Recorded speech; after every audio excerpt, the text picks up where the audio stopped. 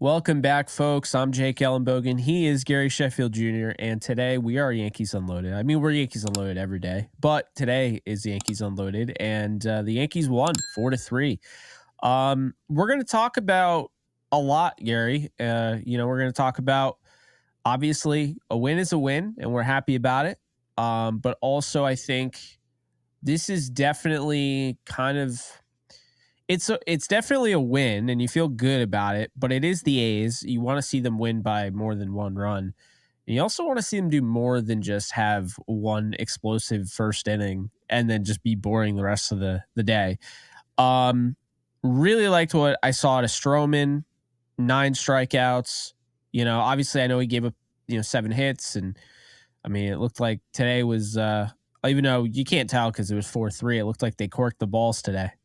We're Uh, not used to seeing him miss bats like that. I mean, he's usually a sinker ball guy, tries to be efficient, but Stroman was missing bats today. He really was. So yeah, the whole reason that we bring sinker ballers in here is that at Yankee Stadium they can keep the ball on the ground, so that's always nice. So overall, liked what Stroman did. I thought he kind of lost control a little bit here and there, but to be honest with you, overall, I mean, we're talking about Marcus Stroman 2-1 with a ERA under 3. We're getting what we paid for when it oh comes to yeah. Marcus Stroman, so we're very happy with that.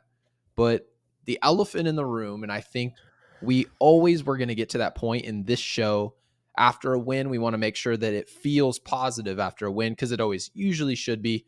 But it seemed like this team was going to unlock the type of day that this offense needed, the type of day that we said I know. that this team needed, with some guys, frankly, who were struggling. Anthony Volpe has been struggling. Aaron Judge has been struggling. And we kind of hoped that this Oakland series was going to unlock them, if you will. And we always try to remind people that this is still a Major League Baseball team. They had a really slow start, and since then, Oakland's been playing some pretty decent baseball. They haven't been atrocious. Like, a lot of people look at the A's and picture the White Sox.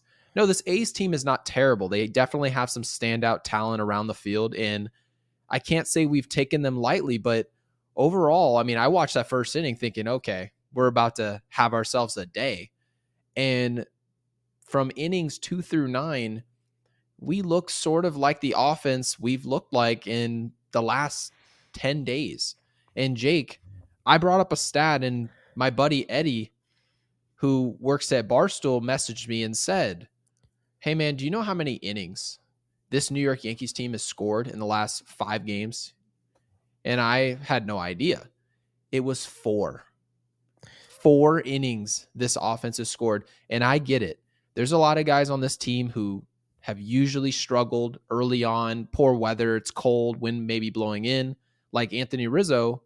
But good God, that is not good. Everyone else is hitting in this weather, maybe not to the standards of summertime, but to the point of where we flat out aren't scoring.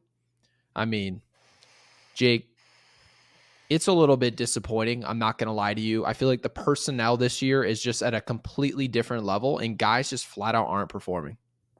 Yeah. I mean, I think really what it comes down to is the pitching, which was the biggest question mark, I thought, unfairly. But we went to bat for the pitching, right? We did. We did we stuck up for them.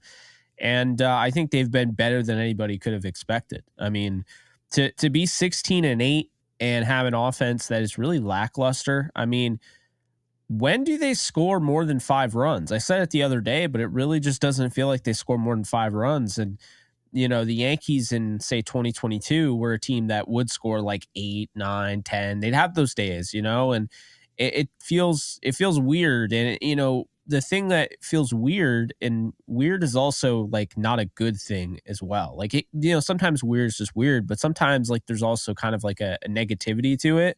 Right. And I feel like there's a negativity to the weirdness that we're seeing with this offense. Like, tell me this isn't for real. Like, tell It me, seems like we're talking ourselves into why this is acceptable. Now, again, we're going to continue rooting for these guys. We always will. yeah, But of I will tell course. you this. You can always make the excuse that, you know what? It's early on. Judge missed spring training. He's off to a late, he got off to a late start. You can say that Wells is trying to get his feet up under him. It's year 2, right? Cabrera, same thing. The Trying Yes to get, Network broadcast was forcing Judge so hard right now. They they're were just, they come were on. forcing. Hey, I love Yes Network. I think Rucco and Flaherty are really good together. But oh my God, they were forcing Judge. They really were. Like the whole he missed a home run by a little bit, right? It was like, oh, he's getting there.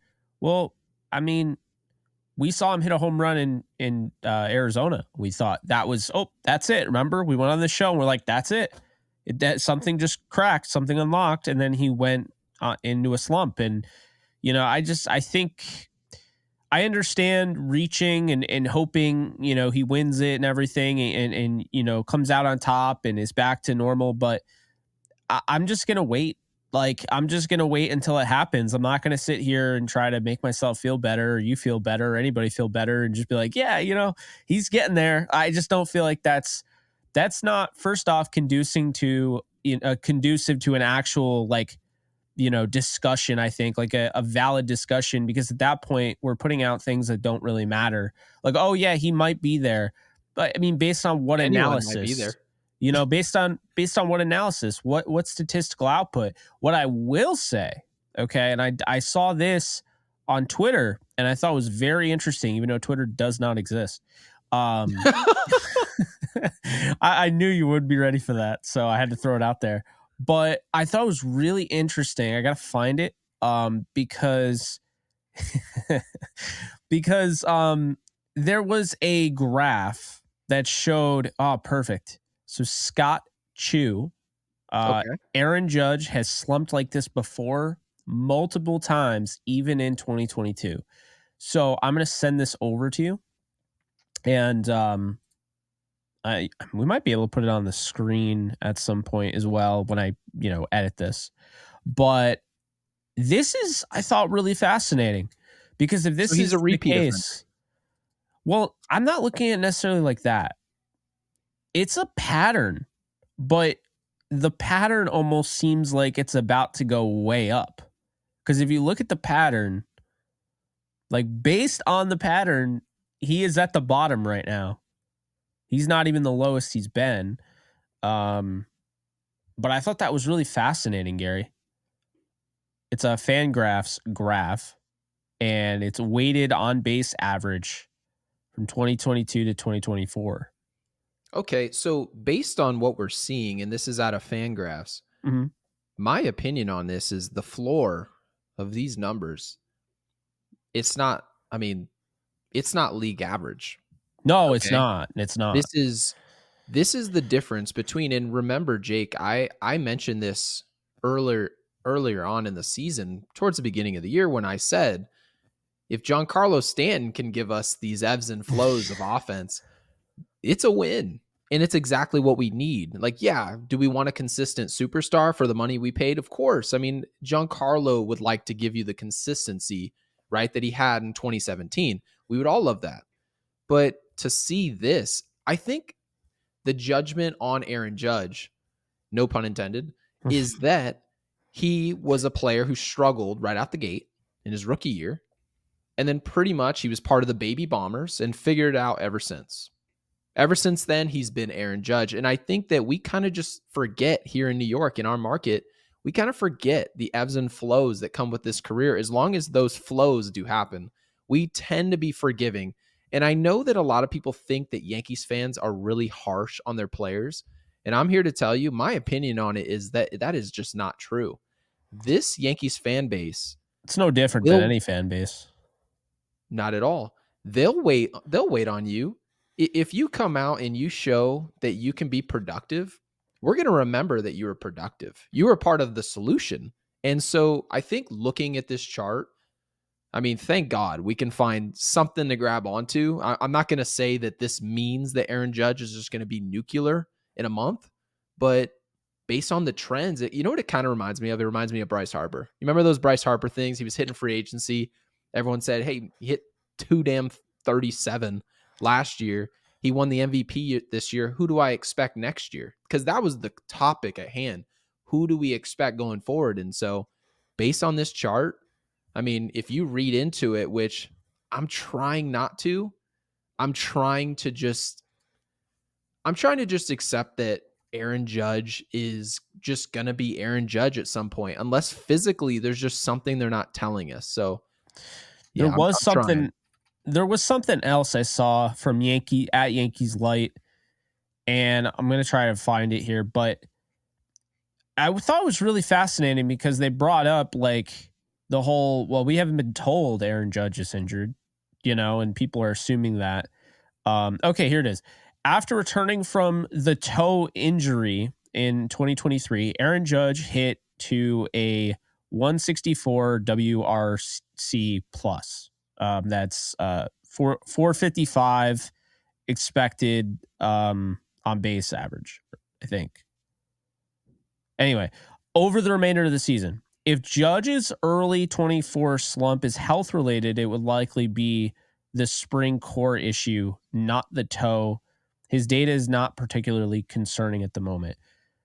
I kind of agree. I mean, I think we should just let it play out. I've seen, Rizzo looked like the best hitter in baseball the first month of the year last year. Remember that? He did. He was hitting like So 320.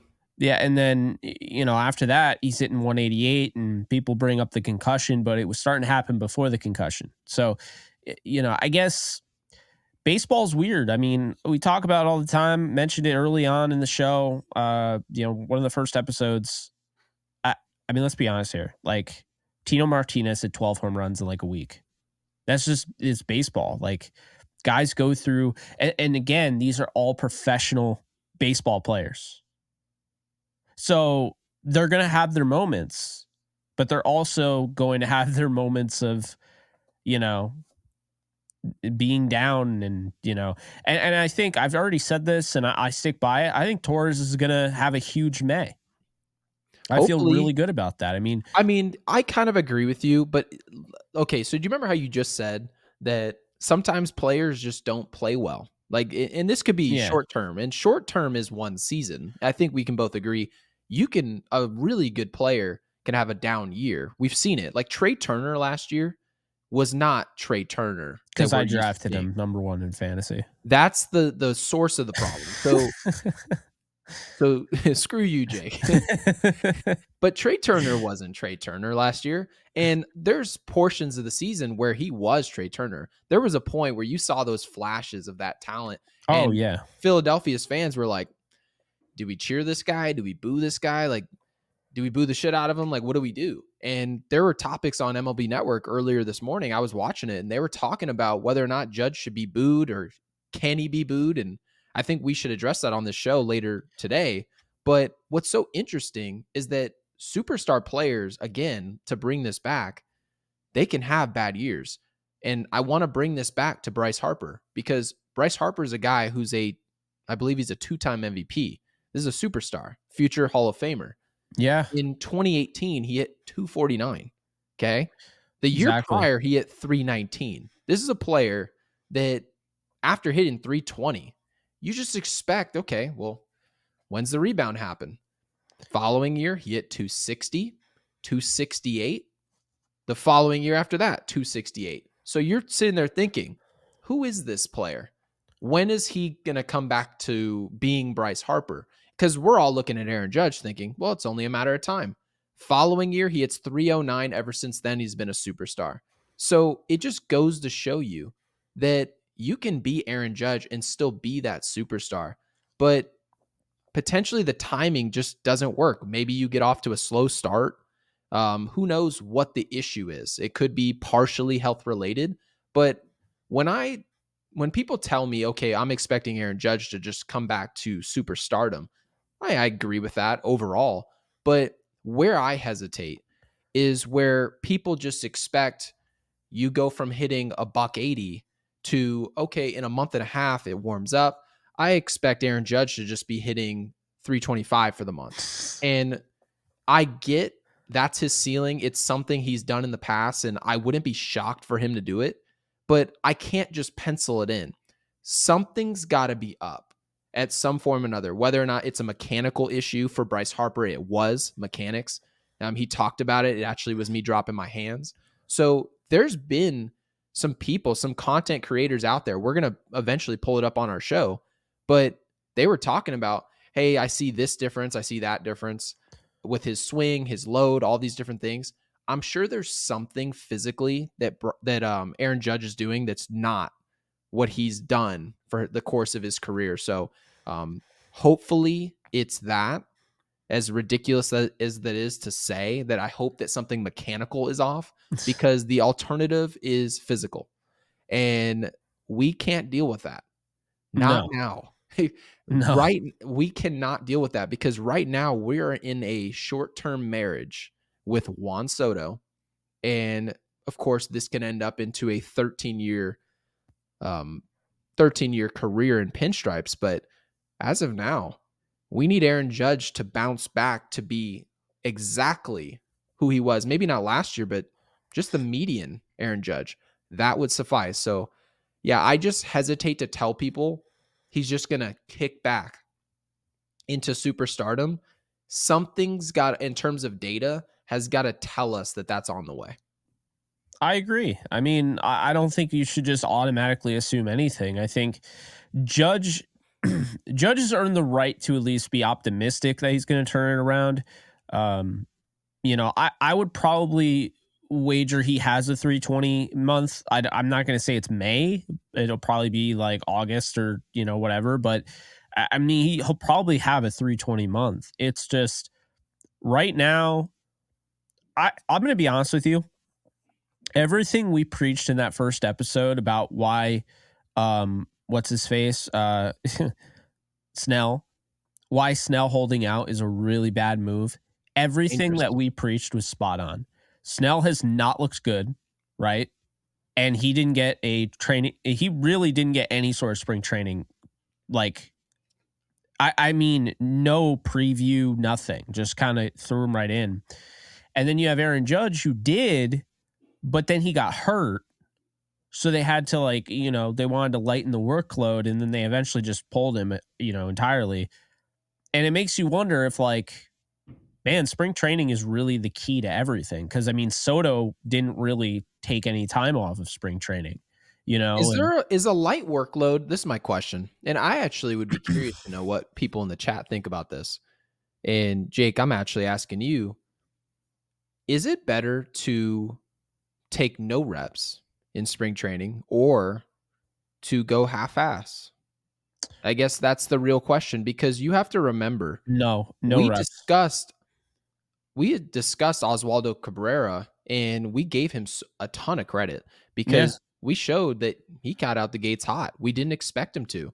I know you've spoken relatively high about him, and but not exactly to this level. We didn't expect him to be top of the level output, top of the lineup output. So having said that, the fact that he got off to a hot start and then we sat him against a bunch of lefties, and then he just got back in there and competed and gave us an output again.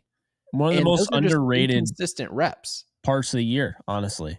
Absolutely. So having said that, when you are doing something consistently and there's going to be ebbs and flows, you're going to play poorly, and then 2 weeks later you're going to play great. Well, what's it like on the body and on an athlete overall if that player plays and then the next day he's worrying about his health? He's not exactly focusing on adjustments on the field. He's not focusing on the coaching staff and what they can be doing.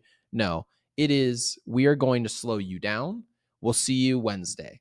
And then Wednesday comes, we'll give you an extra day. Then Thursday, you're a little sore, you'll play Friday. You play Friday, you do okay, then you sit another 4 days. How helpful is that, really?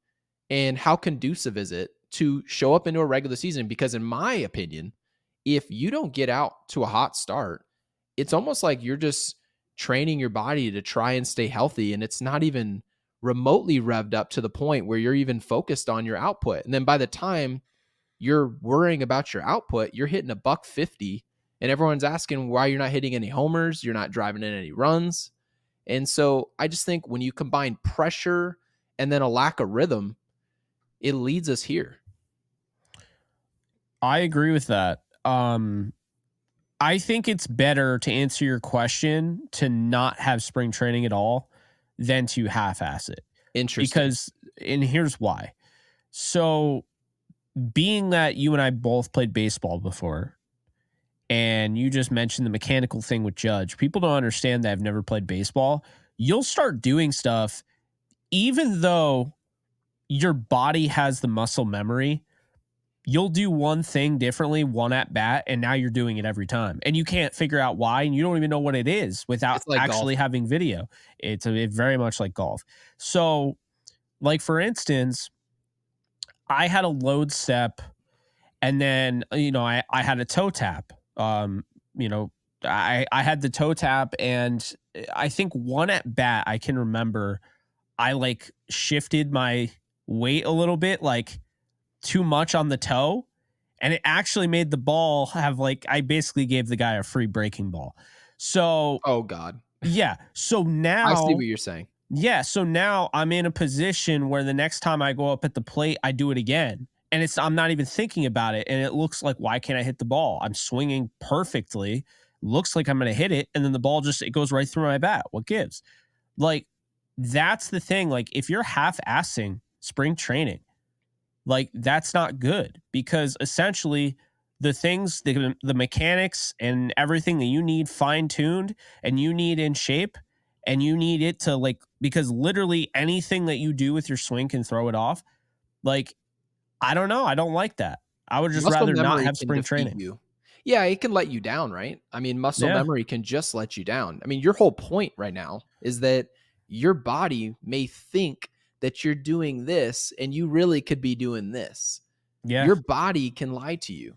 And Aaron Judge, when he's right, the results are there, man. They the Absolutely. results are what they are. There's a reason we paid him that type of money is because we know, oh yeah, that looks like Aaron Judge right there. I mean, it's you see the way the ball carries out the stadium and electrifies the crowd. Everyone knows when Aaron Judge is right. I mean, that's just a given.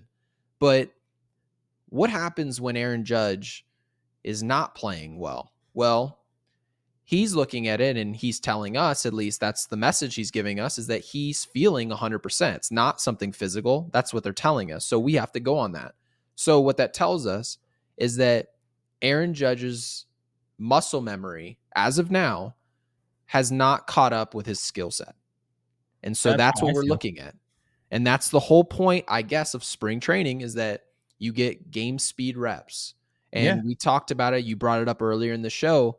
Blake Snell skipped that. He trusted Scott Boras. He trusted other parties that skipping that process was in his best interest.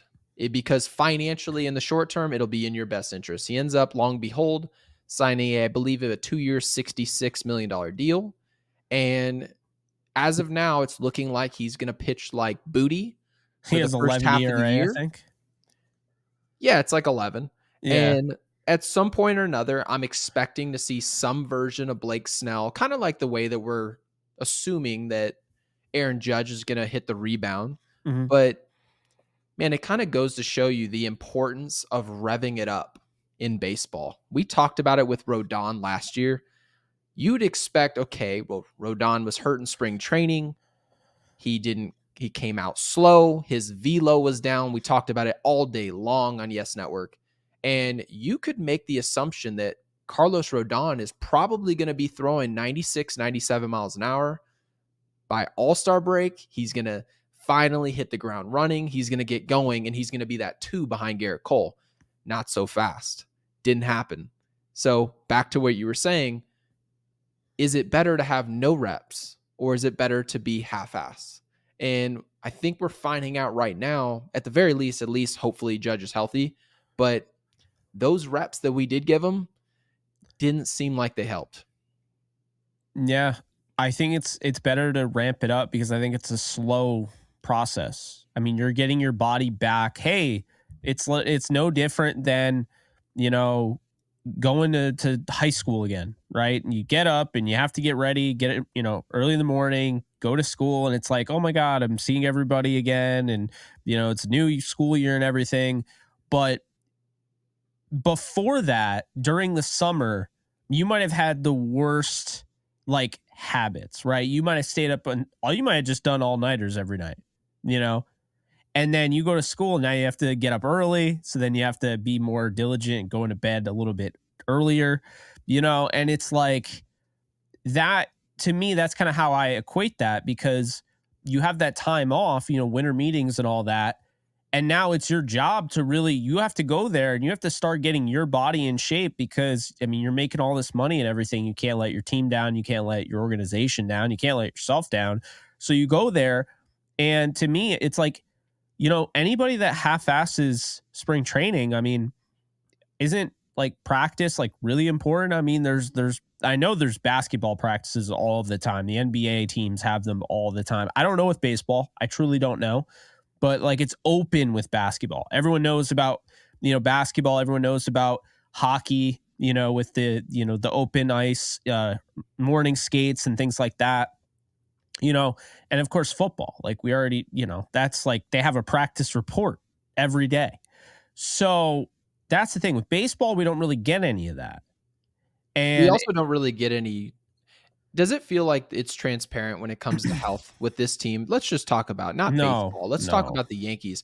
If Aaron Judge really was hurt, right, to some degree, do you think they'd tell us?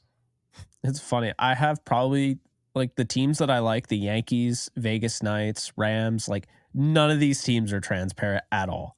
Like the Knights, I didn't even know what was going on with Mark Stone. He was just ready to go for the first game of the playoffs.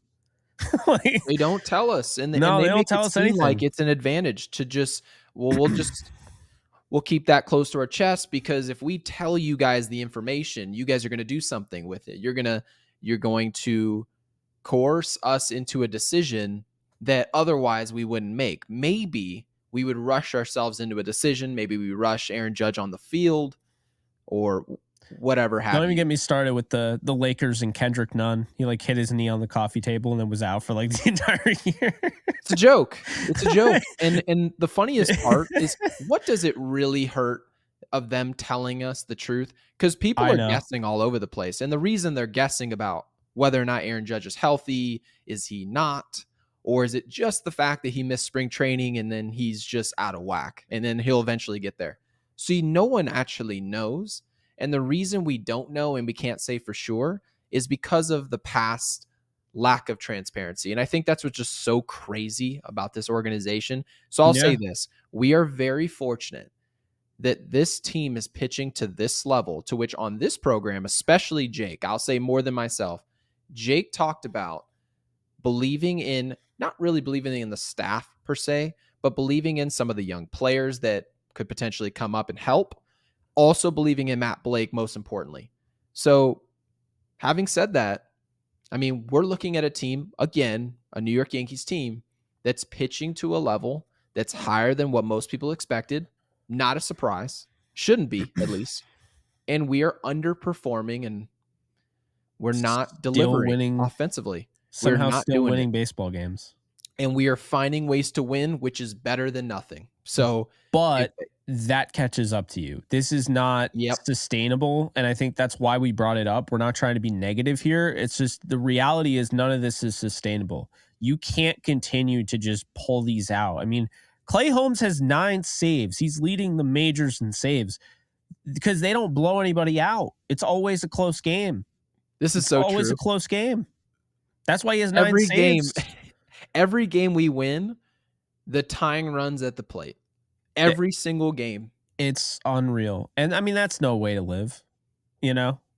I mean, seriously. Like so now you're constantly as a team, you're constantly letting teams get close to you and taking your lead. I mean, here's why. This is why the Yankees have 16 wins. Because they have a 2.95 ERA, which is the third best team ERA in the league. Good Lord. They also have the most saves, 12. The next team has 8. If that doesn't tell you, so that means 12 games were within striking distance for the other Yeah, team. and part of those are positive, right? Because we're going to Yeah. discuss both sides. The Yankees, again, we're leading in, we're at least one of the top teams in comeback victories. So part of that is also going to go into Clay Holmes' ability to get a save because Holmes was great today. So, but having said all that, yeah, you're going to pile up the holds, you're going to pile up the saves. When you're winning games and you just can't score more than 3 or 4 runs, it seems, yeah, the closer's going to get a lot of burn. And right now, and Yeah. remember, I guess we could when be the I White said at the beginning, Sox. They have what's that? 45 runs on the year. The Chicago White Sox. They have The 45 Chicago and 22 games. The Yankees, who we're complaining about right now after winning, have 123. They have 40. Oh, no. The Chicago White Sox are not a serious organization. Any podcasts, I feel bad for the podcasters more than anything else. Could you imagine doing this show every day and Oh, I'd be we're done. we're I couldn't do covering it. the Chicago White Sox? I Couldn't would do it. just How do dissolve you myself. grow? No one wants to watch that. I Like don't your know. views are probably in the toilet. The A's have 20 more runs total than the White Sox. Let's just put it that way. No, I was looking though, Gary. So Yankees are 15th in total runs scored, right? Okay. Middle of the pack. They're 21st in hits. They're 22nd in doubles. They are one of only 2 teams, them and the Astros, without a triple. They are 16th in home runs. RBIs, they're 18th. Total bases, they're 22nd. Walks, they're still first because of the crazy start they got off to. They don't really Okay. walk as much anymore. We're not going to hit a damn triple all year. Who on this team can hit a triple? Volpe. Um, Volpe. End of 20, list. 20th in strikeouts, which is good. That's good. I like that. Okay. 18th in stolen bases, 20th in batting average, 7th in on base percentage, 21st in slugging, and 18th in OPS, not OBS. So, That's how you know he's a streaming nerd. yeah. So, all right, let's talk about this. I mean, we talked about the pitching, and that's a big reason why they're winning. Also, the Mhm. on base percentage, they're 7th in the league. So, really, those walks, those hit by pitches, if you're Anthony Rizzo crowding the plate like that, I mean, that's also what's helping them steal games. Because, I mean, you can't just pitch well, give up 4 runs, and win a game. Like, you have to actually score, runs. They're scoring runs. Like, they're not the White Sox who are averaging 2 runs a game, but they're not scoring tons of runs, and they're definitely not scoring what we're accustomed to. Like, go back to, say, I don't know, 2022, right? They're second in the league in runs, only behind the Dodgers that year. That team really could have won a World Series, And what especially year if they was got that? this pitching, 2022. Okay. Oh, of course. No, you're absolutely right. No, that's this team right now. I would just say that our floor is really low offensively coming into the game. Our floor is nothing, and our ceiling is just 3 or 4. And That's our ceiling maybe, right now. dare I say it, maybe we overreacted to the approach a little bit because the Yankees led the league in walks in 2022. Like, I say this all the time. The 2022 team could have won the World Series. They are way better than people even realize. I mean, like I said, they had 12 more home runs, 11 more home runs than the Braves. First place. They were first in home runs, 254. But where were we in 2022 in terms of strikeouts? Because I remember, if my mind serves me correctly, 13th. that's interesting. So what I always say is that 2022 was actually, that was the year. Why do you think people in 2023 were expecting a World Series? Because to battle from this, this was a really good, you had set the tone. Like, this was one of the better Yankee teams that I don't think people talk about because they didn't win anything. But in reality, we complain home run or strikeout and all that. Their on base percentage they were 4th in the league. Most home runs, I mean, the hits, they're 16th, but runs, they're scoring runs, they're second in the league. Now, 2023, I think this is the thing that happened. Ready for this? 2022, they were on a tear. Like, if they had a natural progression, 2023 should have been the year they won the World Series. However, that's not what happened. The roster regressed big time. And so in 2023, they scored 25, the 25th most runs in the league. So what I'm about to say is this: the Yankees 2023 team, I think, and this isn't like a hot take. I mean, I'm sure anybody would agree. The Yankees 2023 team has us kind of overreacting to anything we see on the 2024 team because it's the first time in a while where the Yankees were that bad. And it really, like, you talk to anybody, they like already forget about 2022, man. Like, that team was good. That team should have won a World Series. Well, 2022, that's Gallo's year, right? That was, yeah, that was the Yeah, Gallo okay. year. So realistically, what happened with that team is I think the reason people forget is that the focus was on Joey Gallo and how bad he was. He was terrible. And I know. and I get it. That's just one player where we've all learned one player doesn't change really much when it comes to an entire organization. But having said that, Joey Gallo was the topic of conversation. And then to kind of go back to, because you said we didn't win anything, it wasn't that we didn't just win nothing. We went out there and got swept by the one team That you that just, mattered. yeah. When we got swept by the Houston Astros, it pretty much invalidated everything. It invalidates what you average. It invalidates how many times you walked. It makes you forget what the approach was, right? So now that we went into 2024, I think that it yes, we care about approaches, especially here on this channel, but we just had such little impact from the left side of the dish that it almost felt like the Yankees were always destined to win over the course of the regular season, which we'd always done, by the way. We had always won regular season games. You get to the postseason, you see some power right-hander, whether it be out the bullpen or it be starting a game, and then sure enough, you're seeing all the same guys who walked 100 times, who hit 285 in the regular season, hit a bunch of homers. They'd all get shut down all in succession. It seemed like every at bat was the same. It was redundant. And we were just anemic. And then we came Yeah. into this year. They bring in Verdugo, who's a guy who gets doubles in bunches. He's not going to strike out, and that's proven true. We bring in Juan Soto. He's delivered. But a lot of the guys that we saw, whether it be strong second half performance last year or just overall in their careers, they have not hit yet. They're just not hitting. Now, Yeah. you can say, like, okay, Rizzo offensively, he could be over the hill. Whatever someone's opinion is on these different players not performing and why they think that is, they're not hitting. So when these guys are just being That's simple. average for what they do in their career, this team is going to be great. So I'm not going to say, like, yeah, this team just will be great. They still have to go out there and play the damn game.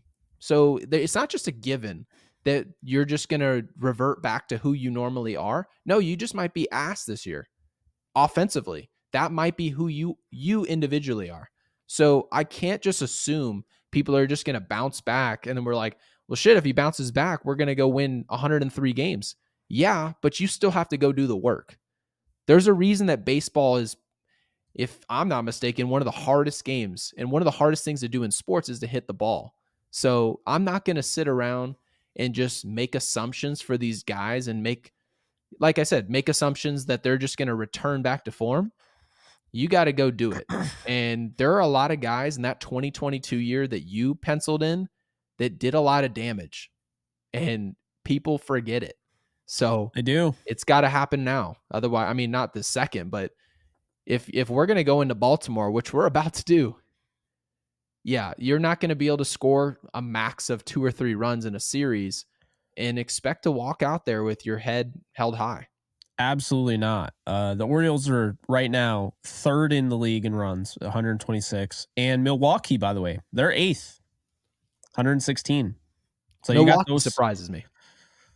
They've been interesting this year. Yeah, I mean, you mentioned the Dodgers are fun, a few podcasts ago, and they have 124 runs. Yankees have 100.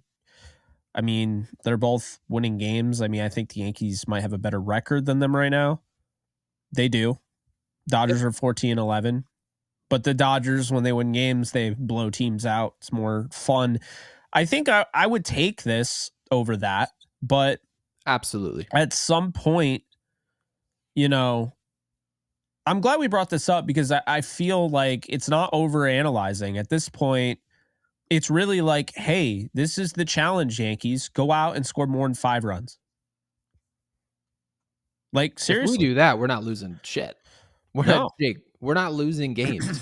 We Well, don't have as to long make as you keep projections. Caleb Ferguson far away from a mound. Yep. I think that's just fair. I don't really have anything to change about that. But Matt Blake, they're going to go out there and win games. I don't have Oh, to make yeah. projections for them. They're going to be probably what they've been doing. I mean, look at them. Yeah. So if you guys can go out there and deliver freaking anything, I want to I know, think we're going to be fine. it doesn't even make any logical sense that they scored 4 in the first inning. They got to Blackburn and they're like, oh, we're good. Mm-hmm. Like, All systems go. Blackburn was a tough matchup coming in. We talked about it. And I had them winning this game, but I thought Blackburn was going to be a little bit of a problem because he doesn't give up home runs. And then he gave up the home run to Rizzo. And Stanton, oh my God. I mean, you could hear that when he crushed that one to, it was a double, I think. Yeah. Yeah. I mean, Yeah, so essentially we scored 4 in the first inning. Everyone sat around and said, "Oh, I guess we're good. This is the yeah. A's, and we'll chill. Everyone will take their big swings." But I mean, we said before this game even started, Blackburn's been pitching well, and you mentioned that he doesn't allow people to leave the ballpark, and thankfully we did in the first inning. We never did anything after that, and we mentioned this. Oakland's bullpen is very good, so Yeah. anytime these games are close, it's a crapshoot. How And when you're excited were talking you that about what? Mason wasn't in there? How happy was I? Well, I mean, I was happy, but I just felt like every game that we're winning by the skin of our teeth, we're just going to win. Like, it just kind of feels like we're finding ways to win games. It's just not with our bats. Like, it just seems like we are a Yeah. veteran team that forgot their bats at home. I mean, you can't really talk. You can't find your bat. I can't find my freaking bat. Oh, man. Where is this damn thing? It was part of the show. Now it's gone. I actually have no idea. I have another bat. Actually, hold on. I'm actually gonna grab this bat. Jake, say something because I'm grabbing this bat. That's funny. Yeah, I mean, Clay Holmes has been really dominant, and he had another 2 strikeout performance. Great save. But and I gotta give Ferguson credit. Didn't give up a run. Marinaccio, by the way, I don't care what anyone says. Marinaccio looks like Marinaccio did 2 years ago. We've been talking about him. I'm happy for the guy because it has to be a slap in the face. And I'm not saying the Yankees were wrong, but it has to be a slap in the face knowing you were such a key part of the bullpen 2 years ago on a really good team. And then this one starts and it's like, yeah, you're going to go to AAA. Like, to start the season in AAA when you've already had a taste of the Bronx, a big taste of the Bronx, that has to suck. But Hey, Jake, can you tell me who this is? I can't read that. That is Mariano Rivera. How about that? That's sick. This is a bat I literally just found in the garage. This is the entire 04 Yankees. The entire team. Literally everyone. Pitchers, hitters, everybody. Oh my God. Yeah, so eventually we're gonna hang this in the background, but so I'm not gonna be able to use it for the show. But yeah, back to what you were saying, Marinaccio, however you want to say it, he's been good. And obviously he hasn't pitched a ton, but he's been very good. And I liked him when he was pitching before, so I'm not surprised. And He's I'm got not good stuff. worried about people are really worried about Ferguson. Like, they really are. And I know you are, but I don't really give a rat's ass because we've always had those human cigars, victory cigars for the other team. There's always you one mean dude. Boone Logan? Boone Logan? Who's the guy I said who was just atrocious? Remember? Lou Trevino? No. Well, Well, he was bad too. No, I'm not he saying he comes wasn't. in as like, oh, so you inherited all the runners on base. I'm going to give the ball up and my ERA is going to go up at all. No, who was the dude? He was like, he had like red hair. Remember? Oh gosh. Well, I'm Brooks not going to Christie was remember. hilarious to watch. Remember Brooks Christie? I remember chasing Shreve. Oh my god. It was almost like he didn't know what the objective was.